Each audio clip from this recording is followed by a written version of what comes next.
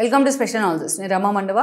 ఈరోజు అనాలిసిస్లో భాగంగా మనం తీసుకోబోతున్న టాపిక్ ఏంటంటే, నిన్నటిదాకా డట్టియెస్ట్ పొలిటీషియన్, ఈరోజు ఏమో హీరో. ఈ మాటలు అంటోంది ఎవరో కాదు, కేటీఆరే. అంతేకాదు ఈ మాటలు చంద్రబాబు నాయుడుని ఉద్దేశించి అంటా ఉన్నారు ఆయన. ఇవి చూసిన వాళ్ళకి ఎవరికైనా సరే నిజంగానే ఒక ఆశ్చర్యం వేస్తుంది. రాజకీయాల్లో చాలామంది స్మార్ట్గా బిహేవ్ చేసే నేతలు ఉంటారు కానీ బట్ తమ రాజకీయ అవసరాల కోసం ఆ అవసరార్థం స్పందించే నేతలు చాలా తక్కువ మందే ఉంటారు.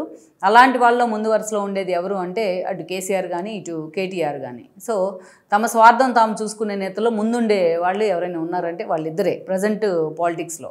జగన్మోహన్ రెడ్డి ఏమైనా మిస్టేక్ చేస్తున్నా చేయబోతున్నా మనకు ఓపెన్గా తెలిసిపోతూ ఉంటుంది, ఈయన చేయబోతున్నారు అనేసి. అలా తెలిసేలాగా చేస్తారు జగన్మోహన్ రెడ్డి. బట్ వేరాజ్ కేటీఆర్ కానీ కేసీఆర్ కానీ చాలా స్మార్ట్ ప్లే చేసే ప్రయత్నం చేస్తారు. సో దాన్ని ఈరోజు ప్రతిపక్షంలో ఉన్న కంటిన్యూ చేస్తూ ఉన్నారు. ఆ క్రమంలోనే ఈరోజు మాటకు ముందు చంద్రబాబు నాయుడిని ఆకాశానికి ఎత్తేస్తూ ఉన్నారు. ఎందుకు ఆకాశానికి ఎత్తేస్తూ ఉన్నారనేది అందరికీ కూడా జగద్విదితమేది తెలుసు. జూబ్లీ హిల్స్ ఉప ఎన్నిక రాబోతోంది. జూబ్లీ హిల్స్ ఉప ఎన్నికని చాలా సవాల్గా తీసుకుంది బీఆర్ఎస్. అది మాగంటి గోపీనాథ్ గతంలో టీడీపీ అయినప్పటికీ ఆ తర్వాత రోజుల్లో బీఆర్ఎస్కి వచ్చున్నారు. ఇటీవలే ఆయన అనారోగ్యంతో మరణించడం జరిగింది. సో ఆ కారణంగా ఉప ఎన్నిక అనివార్యమైంది. ఈరోజు అసెంబ్లీ ఎన్నికల్లో ఓటమి తర్వాత బీఆర్ఎస్ ఎంపీ ఎలక్షన్స్లో 0కు పడిపోయింది. తర్వాత కంటోన్మెంట్లో అక్కడ లాస్యా చనిపోతే వాళ్ళ పార్టీ ఎమ్మెల్యే ఆ ఎన్నిక అది కూడా వెళ్ళి కాంగ్రెస్ ఖాతాలో పడింది. అందుకే ఈ రోజున జూబ్లీ హిల్స్ ఉప ఎన్నికలో తాము ఆ సీట్ని తమ సీటే కాబట్టి అది గెలుచుకుంటే తాము కొంతవరకైనా కాంగ్రెస్కి పోటీ ఇస్తామని కూడా వాళ్ళు అనుకుంటా ఉన్నారు. మళ్ళీ పార్టీని రీవ్యాంప్ చేసుకునే దిశగా వెళ్ళొచ్చు అనేది వాళ్ళ అంచనా. అందుకే అంతగా ఫోకస్ పెట్టారు. అందుకే ఈరోజు మైన్యూట్ థింగ్ను కూడా ఈరోజు కేటీఆర్ కానీ కేసీఆర్ కానీ వదిలిపెట్టట్లేదు. బీజేపీకి సంబంధించి బండి సంజయ్ లాంటి వాళ్ళు కూడా ఇన్వాల్వ్ అయినా ప్రచారంలో. ఆల్రెడీ కాంగ్రెస్ తరఫు నుంచి రేవంత్ అంత సీరియస్గా ప్రచారం చేస్తున్నా. ఇటు చూసినట్లయితే కేటీఆర్ కానీ కేసీఆర్ కానీ ఒకవైపు ప్రచారం చేసుకుంటేనే అటు హరీష్ రావుతో సహా ఇటు తమకు అవకాశం ఉన్నప్పుడల్లా చంద్రబాబు నాయుడిని ఆకాశానికి ఎత్తేసే ప్రయత్నం చేస్తూ ఉన్నారు. ఎందుకంటే ఈరోజు వాళ్ళకి చంద్రబాబు నాయుడు పేరు కావాలి, చంద్రబాబు నాయుడు బ్రాండ్ కావాలి. జూబ్లీ హిల్స్ ఉప ఎన్నికల్లో స్టిల్ టీడీపీ ఓట్ బ్యాంకు చాలా ఉంది జూబ్లీ హిల్స్లో. అంతేకాదు బీసీ ఓట్ బ్యాంకే కాదు, చంద్రబాబు నాయుడు ఫాలోయర్స్ కానీ ఆ పార్టీ ఫాలోయర్స్ కానీ చాలామంది నివసించేది కూడా జూబ్లీ హిల్స్ ప్రాంతంలోనే. అందుకే ఈరోజు చంద్రబాబు నాయుడిని పొగిడితే కొంతవరకైనా ఆ టీడీపీ ఓట్ బ్యాంక్ తమ వైపు వస్తుందని వాళ్ళు అంచనా వేస్తూ ఉన్నారు. మనం చూస్తే ముఖ్యంగా ఏదైతే తెలంగాణ ఉద్యమం పీక్లో ఉన్నప్పుడు కానీ అంతకు ముందు కానీ చంద్రబాబు నాయుడిని తెలంగాణ వేదిక మీద నుంచి తరిమేసే ప్రయత్నం జరిగింది వ్యూహాత్మకంగా. ఆ విషయంలో కేసీఆర్ని ఎవరైనా సరే మెచ్చుకోవాల్సిందే.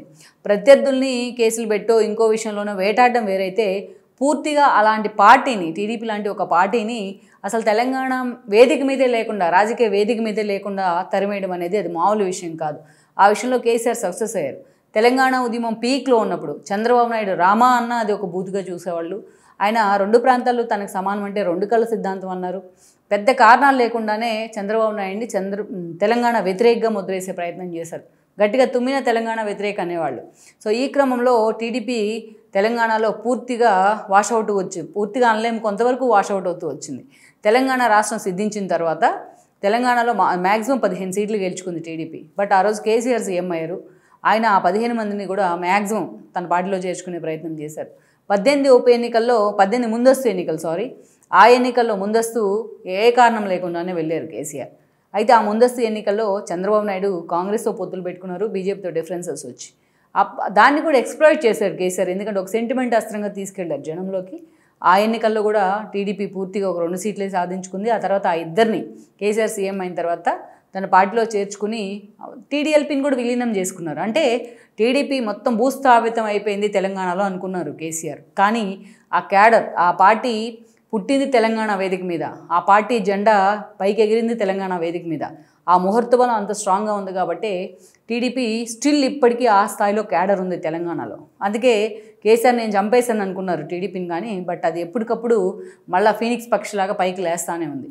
ఇక జగన్తో కలిసి కేసీఆర్ అంటే ఎన్ని వేషాలు వేశారు రిటర్న్ గిఫ్ట్ పేరుతోని, ఆయన సీఎం కావడంలో కేసీఆర్ పాత్ర ఎంత, ఇవన్నీ కూడా మనకు తెలుసు.